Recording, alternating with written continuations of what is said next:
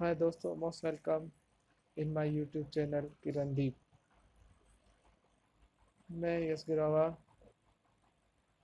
आपका अपने चैनल में फिर से एक बार से स्वागत करता हूं। तो वेरी वेरी मोस्ट वेलकम। आज आपको मैं अपने चैनल में एनजी ट्यूब इंसर्शन के बारे में बताऊंगा कि इस एनजी ट्यूब इंसर्शन के लिए किन किन मटेरियल्स की आवश्यकता होती है और कैसे किया जाता है और क्यों किया जाता है और क्या इसका प्रोसेस है और कैसे ये प्रोसेस कंप्लीट होगा। लेकिन इससे पहले अगर आपने मेरा चैनल सब्सक्राइब नहीं किया है तो प्लीज़ मेरे चैनल को सब्सक्राइब कर लीजिए ताकि मेरे बनाए गए नए नए वीडियो आपको सबसे पहले मिले। हाय दोस्तों, खमा गणी मैं यशवर्धन के दोस्तों, मैं आपके लिए लाया हूँ नेजोगेस्ट्रिक ट्यूब इंसर्शन या राइस ट्यूब इंसर्शन। तो राइस जैसा कि आप इमेज में दिखाई दे रहा है, तो आज आपको मैं बताऊंगा कि कैसे राइस ट्यूब इंसर्शन करते हैं, क्यों करते हैं और कैसे करते हैं।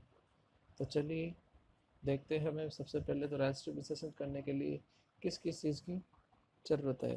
तो जैसा दिखाया गया इसमें disposal medical gloves, small flashlight, nasogastric 16 centimetre, permanent marker, water based lubricant,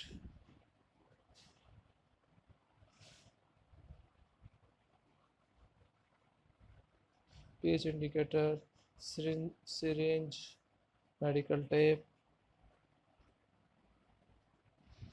stethoscope, cuff straw के साथ में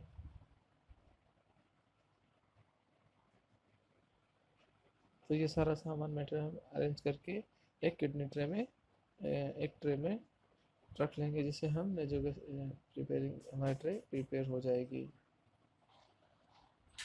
अब हम जो नेजोगेस्ट्रिक ट्यूब प्रिपेयर करते हैं उसके प्रोसीजर को देखते हैं। तो हमने यहाँ दिखाया है कि 3 भागों में हमने इसे डिवाइड किया है।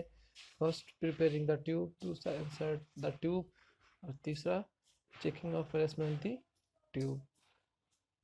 तो आइए स्टार्ट करते हैं हम नेजोगेस्ट्रिक ट्यूब इंसर्शन का पहला पार्ट, प्रिपेयरिंग द ट्यूब।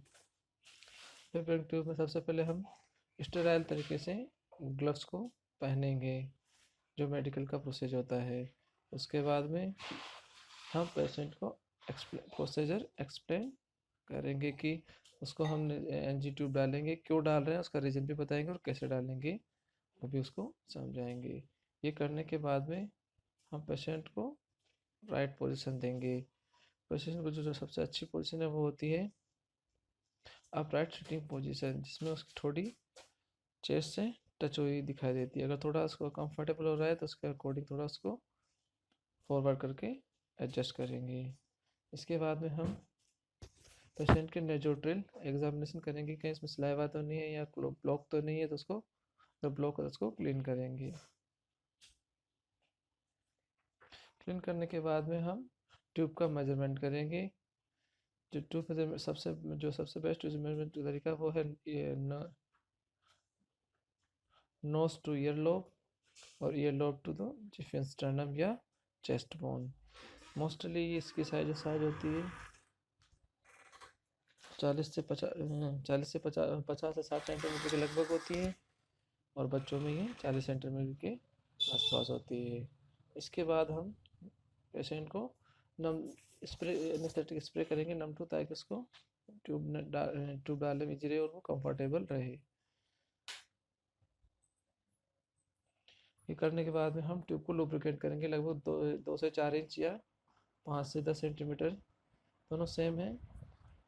तो हमारे ट्यूब में सेंटीमीटर मेजरमेंट आता है, तो हम 5 से 10 सेंटीमीटर तक उसको लुब्रिकेट करेंगे।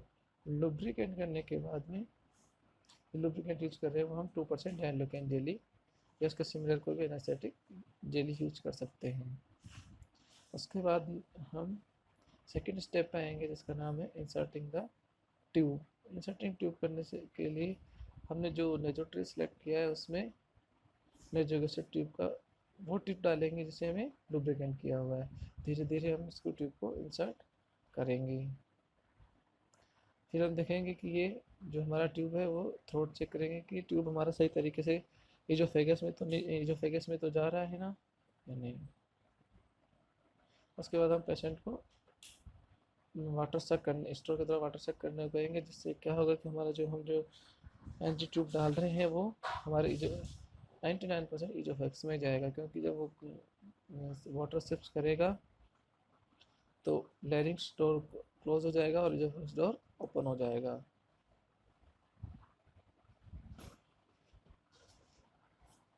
और जब टीचर करेंगे तो हमारा जो एंडिंग पॉइंट जहाँ हमने मेजरमेंट किया है 50 से 60 सेंटीमीटर पे, वो पॉइंट आते ही हम ट्यूब को इंसर्ट करना रोक देंगे।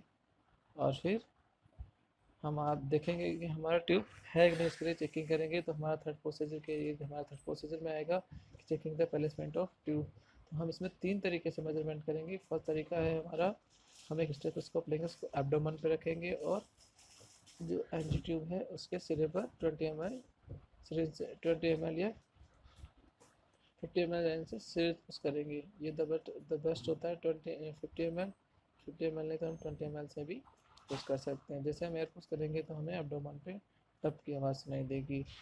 दूसरा तरीका है कि हम एंटी ट्यूब से सिरिंज से एंटी ट्यूब द्वारा एस्पायरेट करेंगे। एस्पायरेट करने से जो एस्पायरेट है उसको हम चेक करेंगे, तो उसका अगर वो 5.5 उस पर पीएच पेपर पे 5.5 आ रहा है तो हमारा ट्यूब सही है और वो एसिडिक है। अब हम इसको ट्यूब को फिक्स कर देंगे जहाँ पे हमारा एंडिंग पॉइंट था। फिक्स करने के बाद में अगर पेशेंट को थोड़ा कंफर्टेबल हो रहा है तो उसको थोड़ा लेवल को एडजस्ट करके कंफर्टेबल लेवल पर एडजस्ट कर देंगे। एडजस्ट करने के बाद में हमारा 2 पर्पज़ रहता है। अगर हमने इसे एनजी फीडिंग के लिए लिया है तो हम इसका चेस्ट एक्सरे करवाएंगे। चेस्ट एक्सरे करवाने से हमें 100% श्योर हो जाएगा कि हमारा ट्यूब एब्डोमेन कैविटी में ही है। श्योर होने के बाद में हमारा जो पर्पज़ है एनजी ट्यूब का, अगर फीडिंग के लिए डाला है तो हम एफजी फीडिंग बैग कनेक्ट करेंगे और उसको फीडिंग देंगे। अगर हमारा पर्पज़ गैस्ट्रिक लवाज का है तो हम उससे सिरिंज से उसको फ्लूइड को एस्पायरेट करेंगे और उसका जो भी फॉरेन मटेरियल अंदर है उसको बाहर निकालने की कोशिश करेंगे। या मान लो एनजी ब्लीडिंग, इंटरनल ब्लीडिंग हो रही है, गैस्ट्रिक ब्लीडिंग हो रही है, तो भी हम गैस्ट्रिक लवाज ही करेंगे। इसके बाद हमारा जो अगर फिश भी यूज़ करनी है, अगर गैस्ट्रिक लवाज से कंप्लीट नहीं होता है तो हम जैसे मान लो हमने सियाटिस के पर्पज से डाला है तो उसका यूरोबैग कनेक्ट करेंगे। ये था हमारा, इस प्रकार हमारा जो था एनजी ट्यूब का पर्पस गैस्ट्रिक लवाज के लिए या एस्पायरेट के लिए या फीडिंग के लिए जो भी किया हमने, इस तरह से अपना एम पूरा किया और हमारा anti gastric tube system complete हो गया। तो थैंक यू वेरी मच मेरे दोस्तों मेरा एनजी ट्यूब प्रोसेस देखने के लिए, और ये वीडियो देखने के लिए आपका बहुत बहुत धन्यवाद। क्षमा करें, धन्यवाद।